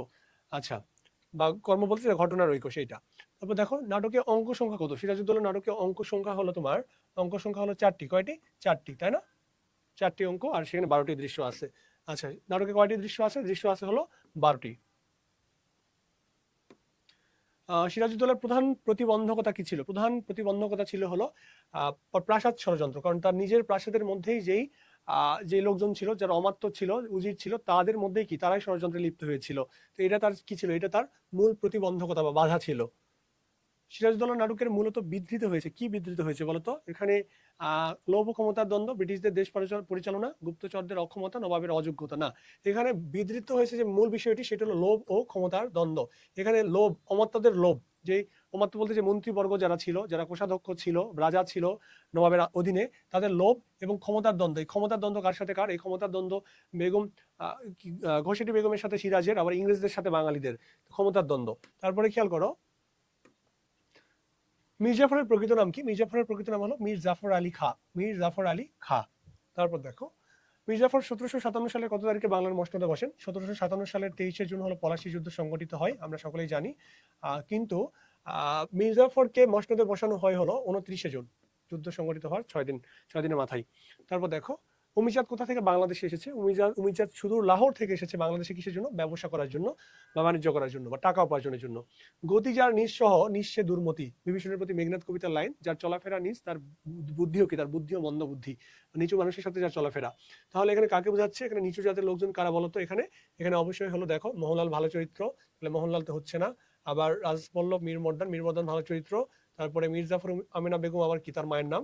তাহলে কি মীর জাফর এবং উমিচাঁদ, তাহলে গতি যা নিঃসহ নিঃসে দুর্মতি, তাহলে এখানে কি? এখানে মীর জাফর এবং উমিচাঁদ।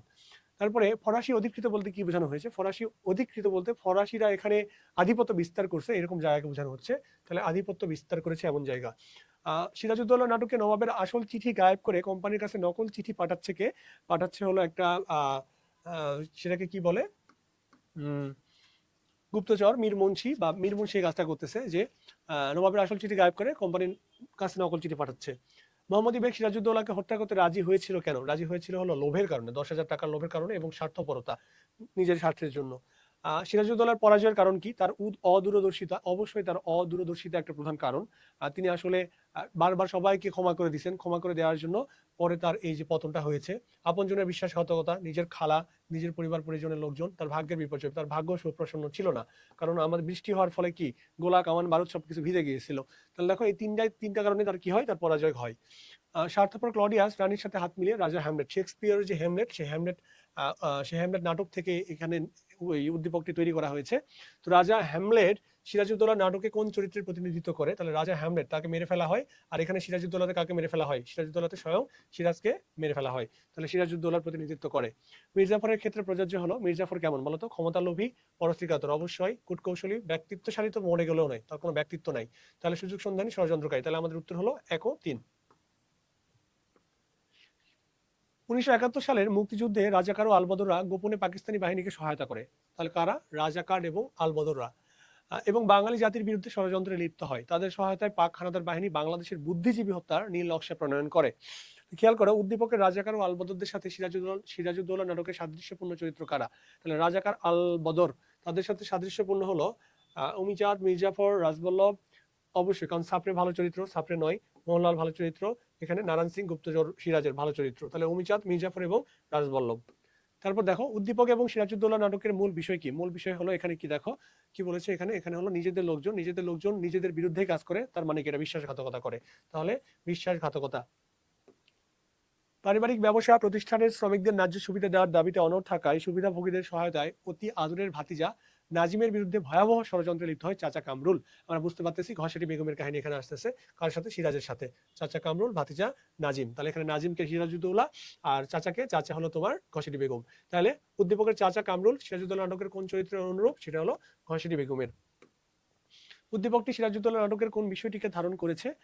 সাম্যবাদ তো মোটেও নয়, দেশপ্রেমও নয়, কৃতজ্ঞতা স্বার্থন্যতা না, কৃতজ্ঞতাও নয়। কারণ এখানে কৃতজ্ঞ হলো যে উপকারীর অপকার করে। এখানে খালা আর ভাগিনার মধ্যে কোনো কৃতজ্ঞতা সম্পর্ক ছিল না, এখানে স্বার্থান্যতা কি ছিল? স্বার্থের প্রতি এক একজন ঘোর অন্ধ, তার রাজমাতা হওয়ার শখ, সেই শখ থেকে, সেই স্বার্থ থেকে।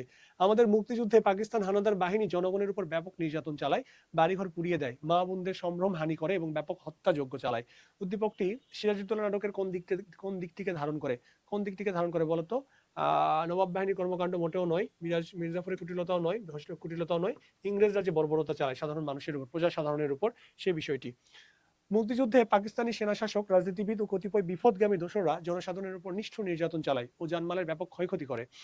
এদেশের আপামর জনতা দেশপ্রেমে উদ্বুদ্ধ হয়ে প্রতিরোধের ব্যবস্থা গড়ে তোলে। দেখো, উদ্দীপকের প্রথম বাক্যে সিরাজউদ্দৌলা নাটকের কোন কোন চরিত্রের কর্মকাণ্ডকে ধারণ করে? তাহলে মুক্তিযুদ্ধে পাকিস্তানি সেনা শাসক, রাজনীতিবিদ, কতিপয় বিপদগামী দোসররা কি করে? জনগণের উপর নিষ্ঠুর নির্যাতন চালায়। তাহলে প্রথম বাক্যটি হলো কারা এই কাজটি করে? কারা করে হলো উদ্দীপকের প্রথম বাক্য সিরাজউদ্দৌলা নাটকের কোন কোন চরিত্রের কর্মকাণ্ডকে ধারণ করে? কোন কোন চরিত্র বলতো? মোহনলাল ভালো চরিত্র, লুৎফুন্নেসা হলো তোমার সিরাজের স্ত্রীর নাম, মীরমর্দান দেশপ্রেমিক চরিত্র, তাহলে অমিচাঁদ এবং জগৎ শেঠ। তারপর দেখো, উদ্দীপকের শেষ বাক্যের বিষয়বস্তু সিরাজউদ্দৌলা নাটকের নিচের কোন বাক্যে প্রতিফলিত হয়েছে? শেষ বাক্যটি কি? শেষ বাক্যটি হলো যে এদেশের আপামর জনতা দেশপ্রেমে উদ্বুদ্ধ হয়ে প্রতিরোধ ব্যবস্থা গড়ে তোলে। তাহলে শেষ বাক্যের সাথে প্রতিফলিত হয়েছে কোন বাক্যের মিল আছে আমরা দেখি। আপনাদের নতুন নবাব জাফর আলী খান না, হাজার হাজার মানুষ একযোগে রুখে দাঁড়াতে পারলে কৌশলের প্রয়োজন হবে না। অবশ্যই। তাহলে কি, হাজার হাজার মানুষ যদি একযোগে দাঁড়ায় মানে প্রতিরোধ করে, তাহলে কৌশলের প্রয়োজন হবে না। সিরাজউদ্দৌলা নাটকে প্রথম অঙ্কের প্রথম দৃশ্যের স্থান কোনটি? প্রথম অবশ্যই কি, ফোর্ট উইলিয়াম দুর্গ। আর দ্বিতীয় দৃশ্য হলো ফোর্ট উইলিয়াম জাহাজ। দুর্গতে আগে কি করে? সিরাজ আক্রমণ করে। সিরাজউদ্দৌলা নাটকের প্রথম সংলাপটি কার? প্রথম সংলাপটি হলো ক্যাপ্টেন ক্ল্যাটনের, প্রাণপণে যুদ্ধ করো বীর, ভিক্টোরিয়র ডেথ। নাটকের প্রথম সংলাপে ক্লেটন কাদেরকে প্রাণপণে যুদ্ধ করতে বলেছেন? ব্রিটিশ সৈন্যদেরকে, যে প্রাণপণে যুদ্ধ করো বীর। সিরাজউদ্দৌলা নাটকে ওয়ালি খানের বাঙালি কাপুরুষ নয় সংলাপে কি প্রকাশ পেয়েছে? ওয়ালি খানকে যখন বলে যে কাপুরুষ বাঙালির কথা যুদ্ধ বন্ধ হবে না, তখন ওয়ালি খান বলে যে কোম্পানির টাকার জন্য কোম্পানির হয়ে যুদ্ধ করছি, কিন্তু এর মানে বাঙালি কাপুরুষ নয়। তাহলে নিজ জাতির প্রতি যে তার একটা চেতনা, নিজ জাতির প্রতি একটা বোধ, সেইটা এখানে প্রকাশ পেয়েছে। তাহলে এখানে কি, এখানে স্বাজাত্যবোধ মানে নিজ জাতির প্রতি যে একটা বোধ শক্তি, সেইটা। ইংরেজদের হয় যুদ্ধ করছি কোম্পানির টাকার জন্য, তা বলে বাঙালি কাপুরুষ নয়। ওয়ালি খানের এই উক্তিতে কি প্রকাশ পেয়েছে? এই প্রকাশ পেয়েছে হলো জাতীয়তাবোধ।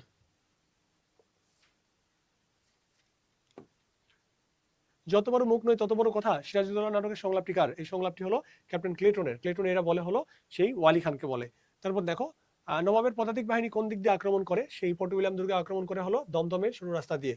তারপরে খেয়াল করো, আমি গভর্নর ড্রেকের ধ্বংস দেখতে চাই উক্তিটি কে কাকে করেছে? ঠিক সেই মুহূর্তে যখন ফোর্ট উইলিয়াম দুর্গে নবাবের সৈন্যরা আক্রমণ করে, তখন সেই জায়গায় বন্দি অবস্থায় ছিল এই যে উমিচাঁদ সেই জায়গায় বন্দি অবস্থায় ছিল। তখন তারা এই জায়গায় বাঁচতে বা রক্ষা পেতে তখন বুদ্ধি করে যে উমিচাঁদকে দ্বারা একটা চিঠি লিখে পাঠাইতে, যে আমরা সন্ধি চাই।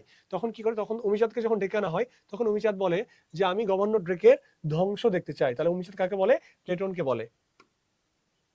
ব্রিটিশ সিংহ ভয়ে লেজ গুটিয়ে নিলেন, এবারও লজ্জার কথা। উমিচাঁদের এই সংলাপের মধ্যে দিয়ে আমরা অনুধাবন করতে পারি সিংহের মতো শক্তি ও সাহস ইংরেজদের আছে, মোটেও এটা না। তাহলে ইংরেজরা ভীরু, ইংরেজরা কাপুরুষ। 2 ও 3। তারপর দেখো, ব্রিটিশ সিংহ ভয় লেজ গুটিয়ে নিলেন, এবারও লজ্জার কথা। উমিচাঁদের এই উক্তিতে কি প্রকাশ পেয়েছে? এই উক্তিতে প্রকাশ পেয়েছে হলো তাদের প্রতি একটা বিদ্রুপ মনোভাব। ফোর্ট উইলিয়াম দুর্গ আক্রমণের প্রাককালে ইংরেজ বাহিনী সাদা নিশান উড়ায় কেন? ভয়ে, ঠিক আছে, সন্ধি স্থাপনের জন্য, যে আমরা সন্ধি চাই মানে মিলন চাই, একটা সমঝোতার মধ্যে আসতে চাই, সেই জন্য। অনেকে মনে করে যুদ্ধবিরতি না, একটা সমঝোতার মধ্যে আসতে চাই, সেই জন্য। সিরাজউদ্দৌলা নাটকে সিরাজউদ্দৌলার উপস্থিতি আছে কয়টি দৃশ্যে? মোট 60টি দৃশ্যে সিরাজউদ্দৌলা স্বয়ং উপস্থিত ছিলেন। ফরাসিরা ডাকাত আর ইংরেজরা অতিশয় সজ্জন, মানে সজ্জন শব্দটাকে ভাঙাইলে আমরা পাই সৎ যোগ জন, মানে অতিশয় সৎ ব্যক্তি। কেমন? এই উক্তিটা করে হলো সিরাজ নিজে করে, ইংরেজদেরকে লক্ষ্য করে। সিরাজউদ্দৌলা নাটকে নবাব কোথায় গিয়ে বন্দীদের বিচার করবেন? নবাব মুর্শিদাবাদে যাবেন। মুর্শিদাবাদে গিয়ে কি করবেন? বন্দীদের বিচার করবেন। নবাব সিরাজউদ্দৌলা, কারণ মুর্শিদাবাদ রাজধানী ছিল, নবাব সিরাজউদ্দৌলা কাকে আলীনগরের দেওয়ান নিযুক্ত করে? সেই কলকাতার নতুন নাম দেয় হলো আলীনগর, এবং রাজা মানিক চাঁদকে কি করা হয়? নতুন দেওয়ান নিযুক্ত করা হয়, ইংরেজদের হাত থেকে ক্ষমতা কেড়ে নেওয়া হয়। We have to come to earn money, আমরা অর্থ উপার্জনের জন্য আসছি, আর not to get into politics, আমরা রাজনীতিতে মানে জড়িয়ে যাওয়ার জন্য এখানে আসিনি। তাহলে ওয়ার্ডসের এই কথা ইংরেজদের কি বাক চাতুর্য, মানে কথার মধ্যে চাতুর্য বা চতুরতা আছে, ছদ্মবেশ এবং প্রতারণা, তিনটি বিষয় এখানে প্রকাশ পায়। এক রাতে একদল অচেনা লোক রাহাত সাহেবের বাড়িতে আশ্রয় চায়। রাহাত সাহেব দয়া পরবশ হয়ে তাদের থাকা ও খাওয়ার ব্যবস্থা করেন, কিন্তু মধ্যরাতে সেই অচেনা লোকেরা বাড়ির সবাইকে জিম্মি করে টাকা পয়সা মূল্যবান জিনিসপত্র নিয়ে পালিয়ে যায়। দেখো উদ্দীপকের আগন্তুকরা সিরাজউদ্দৌলা নাটকে কাদের সাথে সাদৃশ্যপূর্ণ? অবশ্যই ইংরেজদের সাথে, কারণ ইংরেজরা ব্যবসা বাণিজ্য করার জন্য আসে, কিন্তু তাদেরকে ব্যবসা করার সুযোগ দিলে তারা এদেশের সাধারণ প্রজা সাধারণের উপর অত্যাচার চালায় এবং একটা সময় দেশটাকে দখল করে নেয়। সিরাজউদ্দৌলা নাটকে এরূপ সাদৃশ্য পরিলক্ষিত হয়। বাণিজ্য করতে এসে ক্ষমতা দখলের চেষ্টা, নবাবের সাথে সংঘর্ষে লিপ্ত হওয়া, মির্জাফরের সাথে গোপনে সন্ধি করা, সবকিছুই 1, 2, 3। তারপর দেখো, জমিদার কান্ত রায়ের মৃত্যুর পর একমাত্র পুত্র হীরক রায় জমিদারি লাভ করেন। হীরক রায় বয়সে তরুণ সরল প্রকৃতির মানুষ, মানে সিরাজউদ্দৌলা। সরলতার সুযোগ নিয়ে কাকা তপন রায় বলতে এখানে ঘসেটি বেগম অমাত্যদের নিয়ে গভীর ষড়যন্ত্রে লিপ্ত হয়। টের পেয়ে হীরক রায় কঠোর হস্তে সেই ষড়যন্ত্র দমন করে। হীরক রায় সেটা দমন করতে পারে, যেটা সিরাজ পারে না। হীরক রায়ের অমাত্য মানে মন্ত্রীবর্গদের সাথে সিরাজউদ্দৌলা নাটকের কোন চরিত্রগুলো মিল আছে? তাহলে এখানে অমাত্য মানে কি? অমাত্য মানে মন্ত্রীবর্গ, রাজার যে মন্ত্রীবর্গ তাদেরকে বোঝাচ্ছে। তাহলে এগুলো কারা? দেখো এখানে ছিল রায়দুল্লভ, ছিল কে ছিল? রায়দুল্লভ। এখানে নাটকীয় অপশনটা অটো চলে আসছে, এটা নয়, রায়দুল্লভ। তারপরে খেয়াল করো, হীরক রায় কর্তৃক ষড়যন্ত্র দমন সিরাজউদ্দৌলা নাটকের কোন ঘটনাকে স্মরণ করিয়ে দেয়? সিরাজের কলকাতা অভিযান, ঘসেটি বেগমের নজরবন্দি, কোম্পানির বিরুদ্ধে যুদ্ধ ঘোষণা।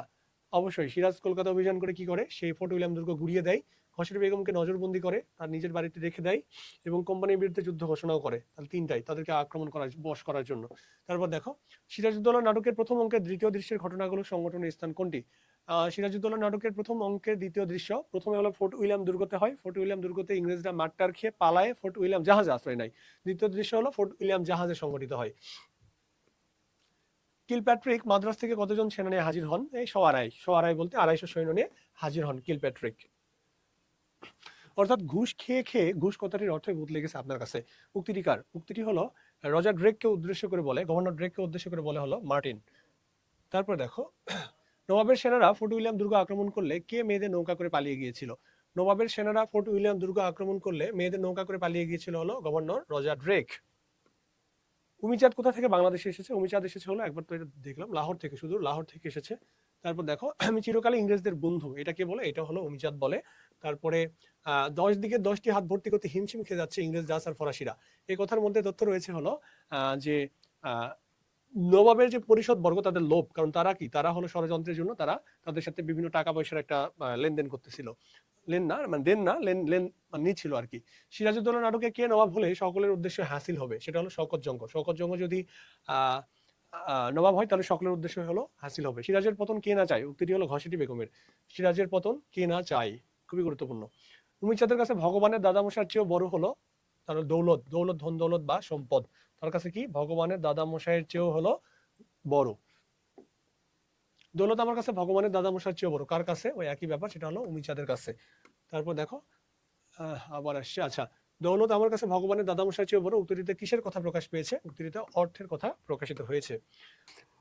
দেখো, উমিচাঁদ ঘসেটি বেগমকে কার স্বাক্ষরিত চিঠি দেয়? উমিচাঁদ ঘসেটি বেগমকে রজার ড্রেক, গভর্নর ড্রেকের স্বাক্ষরিত চিঠি দেয়। ঘসেটি বেগমের বাড়িতে হঠাৎ নবাব উপস্থিত হলে সবাই কি? সবাই অভিবাদন তো জানায় না, সবাই হকচকিয়ে যায় এবং সতর্ক হয়। 2 ও 3, সবাই ভয় পেয়ে যায়। আমার নালিশ আজ আমার নিজের বিরুদ্ধে। নবাব সিরাজের এই উক্তির কারণ কি? কারণ প্রজা সাধারণের নিরাপত্তা বিধান করতে পারেননি তিনি। তিনি সাধারণ প্রজাদের নিরাপত্তা বিধান করতে পারেননি বলে তিনি সকল অমাত্যদেরকে ডেকে, সকল সেনাধ্যক্ষ, কোষাধ্যক্ষ এবং অমাত্যদেরকে ডেকে বলতেছেন যে আমার নালিশ আজ আমার নিজের বিরুদ্ধে। কারণ যে লবণ কুঠিতে কি করে, একজন স্ত্রীকে কি করে? স্ত্রীকে রেপ করার পরে হত্যা করে, হ্যাঁ, আর ওকে বেঁধে রাখে। আমার নালিশ আছে আমার নিজের বিরুদ্ধে। সিরাজউদ্দৌলার এই উক্তিতে কি প্রকাশ পেয়েছে? প্রকাশ পেয়েছে হলো যে প্রজা সাধারণের নিরাপত্তা বিধান করতে না পারা। তারপর দেখো, সিরাজউদ্দৌলার নাটকে আপনাদের কাছে আজ আমি আমার অপরাধের বিচার প্রার্থী সংলাপে কি ব্যক্ত হয়েছে? সংলাপে ব্যক্ত হয়েছে অপরাধবোধ, অনুশোচনা, প্রজাদের প্রতি প্রেম, হ্যাঁ, অমাত্যদের প্রতি শ্লেষ বা অমাত্যদের প্রতি একটা হলো ক্ষোভ বা ঘৃণা, সেটা প্রকাশ পাইছে। শুধু ওই একটি পথে আবার আমরা উভয়ের কাছাকাছি আসতে পারি। শেষ মুহূর্ত পর্যন্ত সিরাজউদ্দৌলা একটি পথেরই আশায় ছিল যে যদি যুদ্ধের ময়দানে যদি মীর জাফর এদের মধ্যে দেশপ্রেম উদয় হয়, দেশপ্রেম উদিত হয়ে তারা যদি নবাবের পক্ষে অন্তত যুদ্ধটা করে, তারা যদি ইংরেজদের বিরুদ্ধে দাঁড়ায়, সেই দেশপ্রেম। তাহলে দেখো, গঙ্গা জল ছুঁয়ে ঈশ্বরের নামে শপথ করেছিল হলো রাজা রাজবল্লভ। সহকর্মীদের পরামর্শে নাম পরিচয়হীন একটি বেসরকারি সংস্থাকে গ্রামের শিক্ষা ও স্বাস্থ্য নিয়ে কাজ করার অনুমতি প্রদান করেন নবনির্বাচিত চেয়ারম্যান আসিফ তালুকদার।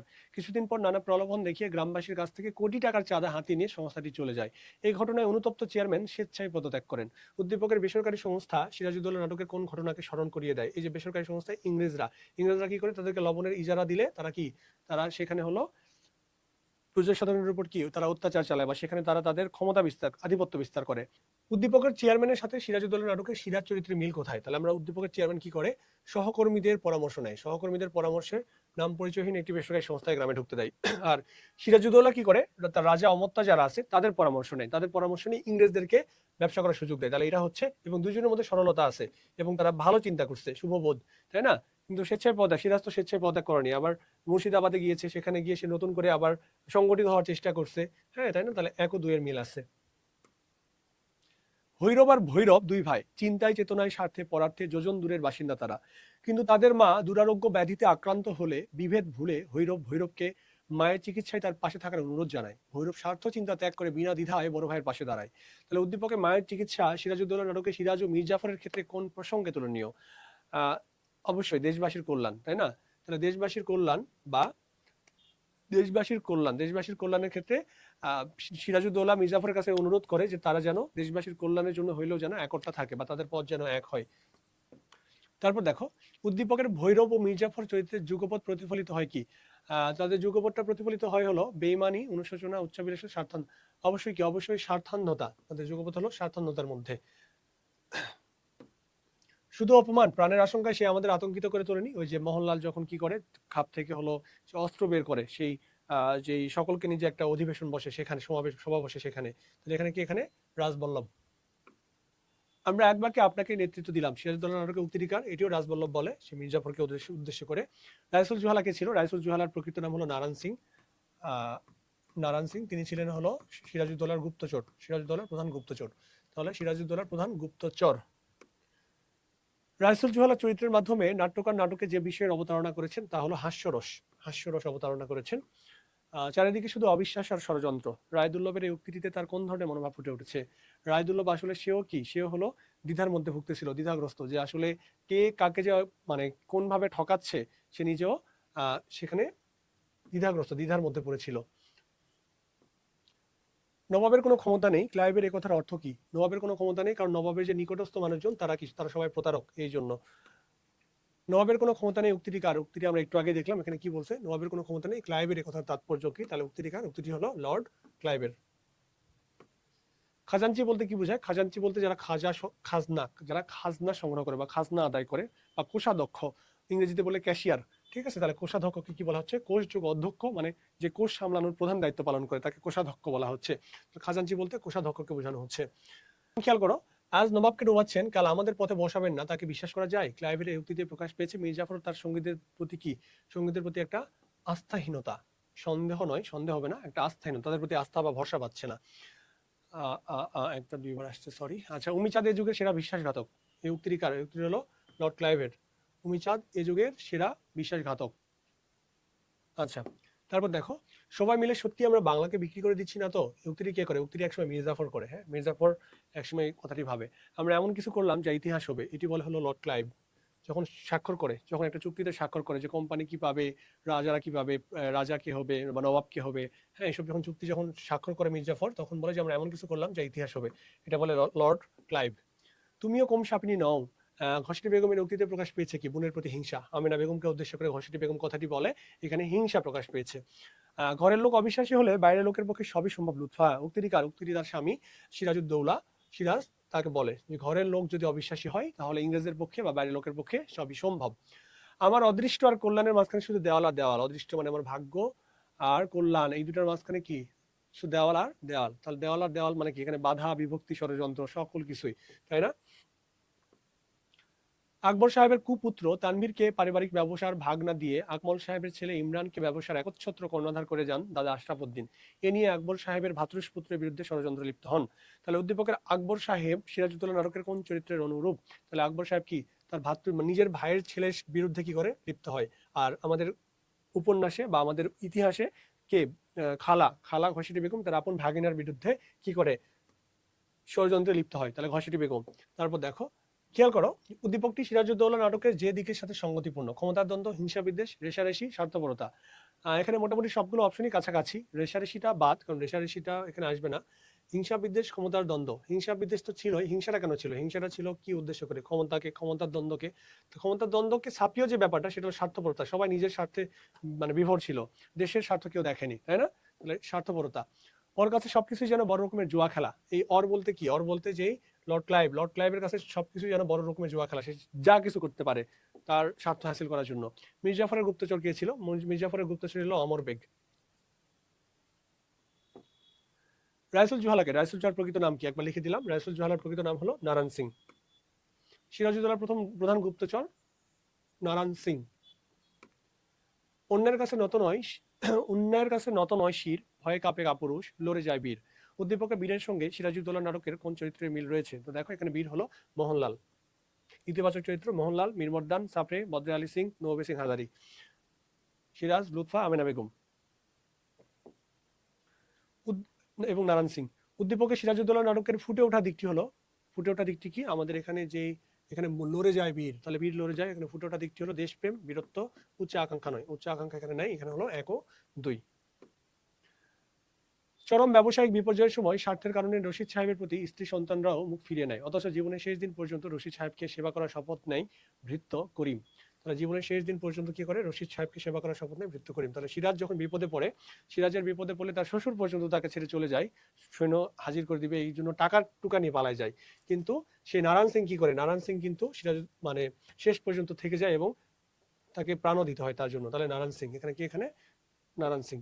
আচ্ছা, উদ্দীপকে সিরাজউদ্দৌলা নাটকের যে ভাব প্রকাশিত হয় তা হলো অবশ্যই স্বার্থান্ধতা, ব্যক্তি জীবনের বিপর্যয় এবং আত্মীয়তার বন্ধনের শৈথিল্য। 3টা জিনিস এখানে আসছে। এখানে স্বার্থে অন্ধ হয়ে গেছিল তার খালা, ব্যক্তি জীবনের বিপর্যয় ঘটে, এখানে এখানে আত্মীয়তার বন্ধনের একটা শৈথিল্য চলে আসে। তারপর দেখো নবাব সিরাজ রাজধানীতে ফিরে এলেন কেন? ফিরে এলেন হলো নিজে সংগঠিত হওয়ার জন্য এবং পুনরায় যুদ্ধ করার জন্য। আচ্ছা, ভরসা হলো আর দমাতে পারবে না, বাংলা ভাষাকে রাষ্ট্রভাষা না করে উপায় নাই। এই আন্দোলনে দেশের লোক সাড়া দিয়েছে ও এগিয়ে এসেছে, জনমত সৃষ্টি হয়েছে, জনমতের বিরুদ্ধে যেতে শোষকরাও ভয় পায়।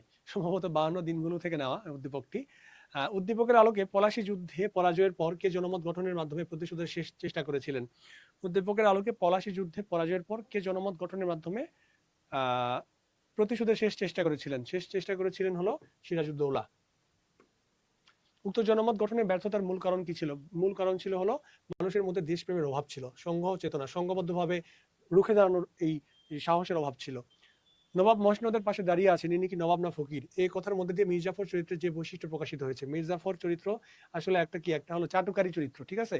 চাটুকারী চরিত্র। সে সে হলো লর্ড ক্লাইভ না আসা পর্যন্ত সিংহাসনে বসবে না, তার জন্য অপেক্ষা করতেছে। তার মানে কি? তার মানে সে লর্ড ক্লাইভ সেখানেও তেল মারতেছে। তাহলে এখানে কি? এখানে চাটুকারিতা প্রকাশ পাচ্ছে। তারপর দেখো মির্জাফর নবাব হওয়ার পর ক্লাইভ কোন এলাকায় স্থায়ী মালিকানা পায়? ক্লাইভ হলো ইংরেজরা মালিকানা পায় হলো 24 পরগনার। সিরাজকে হত্যা করতে মোহাম্মদ বেগ অগ্রিম কত টাকা দাবি করে? অগ্রিম 5,000 আর হত্যা করার পর 5,000, মোট 10,000। তোমার অপরাধের জন্য নবাবের দণ্ডাজ্ঞা শোনাতে এসেছি। কোন নবাবের? কোন নবাবের হলো? এখানে মির্জাফরের। মির্জাফর এখানে নতুন নবাব, সে নবাবের দণ্ডাজ্ঞা কে বলে? মিরন বলে। এখানে মির্জাফরের পুত্র। প্রশ্ন ঠিক আছে না যে কোন নবাবের? হ্যাঁ, মির্জাফরের। সিরাজউদ্দৌলাকে কোথায় হত্যা করা হয়? হত্যা করা হলো জাফরগঞ্জের কয়েদখানায় বা জেলখানায়। নবাব সিরাজউদ্দৌলাকে কয়েদখানায় হত্যা করেছিল কে? হত্যা করেছিল হলো হত্যা করেছিল হলো মোহাম্মদী বেগ। কে করেছিল? মোহাম্মদী বেগ। তাকে কি লাঠি দিয়ে আগে বাড়ি মারে, মাথা থেকে ফিনকিতে রক্ত বের হয়, তারপরে কি পিছন চাকু দিয়ে আঘাত করে, তার খাপ ছেড়ে চাকু বের করে চাকু দিয়ে আঘাত করে তাকে হত্যা করে। মিরন সিরাজউদ্দৌলার বিরুদ্ধে যেসব অভিযোগ শুনিয়েছিল, মিরন কি কি অভিযোগ শুনিয়েছিল? বাংলার জনসাধারণের উৎপীড়ন, দরবারের পদস্থ আমির ওমরাদের মর্যাদাহানি, মতিঝিলের জলসা চিরকালের মতো ভেঙে দেওয়া। মিরন সিরাজউদ্দৌলার বিরুদ্ধে যেসব অভিযোগ শুনিয়েছিল, বাংলার জনসাধারণকে উৎপীড়ন করা এবং দরবারে পদস্থ আমির ওমরাদের মর্যাদাহানি করা, মতিঝিলের জলসা চিরকালের মতো ভেঙে দেওয়া, এই বিষয়টা এখানে আসেনি। তাহলে এখানে কি? এখানে হলো 1 ও 2। হাশেমের বাবা অনাথ শাহেদকে ছোটকাল থেকে সন্তান স্নেহে লালন পালন করেন। হাতেমের সঙ্গে তার নিকট আত্মীয় শামসু মিয়ার বিরোধ সৃষ্টি হলে মাত্র 15,000 টাকার বিনিময়ে শামসু মিয়ার প্ররোচনায় হাতেমকে নির্মমভাবে খুন করে শাহেদ। বুঝতে পারতেছো এখানে উদ্দীপকের শাহেদ সিরাজউদ্দৌলা নাটকের কোন চরিত্রের সঙ্গে সাদৃশ্যপূর্ণ? মোহাম্মদী বেগের সাথে। উভয় চরিত্রের মধ্যে সাদৃশ্যের কারণ হলো এরা কৃতজ্ঞ, কারণ কৃতজ্ঞ এবং অর্থলোভী, ক্ষমতা লোভ কেউ করেনি, কিন্তু কৃতজ্ঞ এবং অর্থলোভী তারা। ক্ষুদ্রমতি নর সুর লক্ষণ নহিলে অস্ত্রহীন যুদ্ধে কিসে সম্বদে সংগ্রামে। বিভীষণের প্রতি মেঘনাথ থেকে নেওয়া।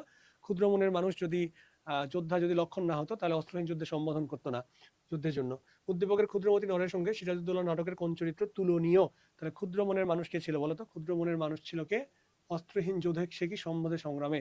অস্ত্রহীন যুদ্ধে মোহাম্মদ বিবেক, কারণ মোহাম্মদ বিবেকের কাছে কি ছিল? লাঠি টাঠি ছিল, লাঠি ছিল, চাকু ছিল, কিন্তু সেই জায়গায় কি সে পিছন থেকে হত্যা করে হলো, পিছন থেকে বেড়ে হত্যা করে মোহাম্মদ বেগ। তারপর দেখো উদ্দীপকে সিরাজউদ্দৌলা নাটকের প্রতিফলিত দিক কি? সিরাজের সঙ্গে বিশ্বাসঘাতকতা, অস্ত্রহীন সিরাজের উপর হামলা, সশস্ত্র, সিরাজ তো সশস্ত্র ছিল না, তাহলে 1 ও 2।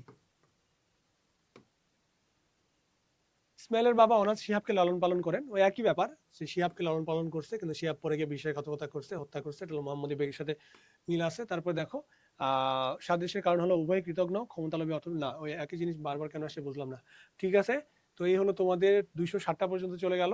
তো আশা করি তোমরা এর মধ্যেই, যে 200টি নিলাম এর মধ্যে ইনশাল্লাহ কমন পাবে, এর বাইরে আসলে দেওয়ার মতো কিছু নাই।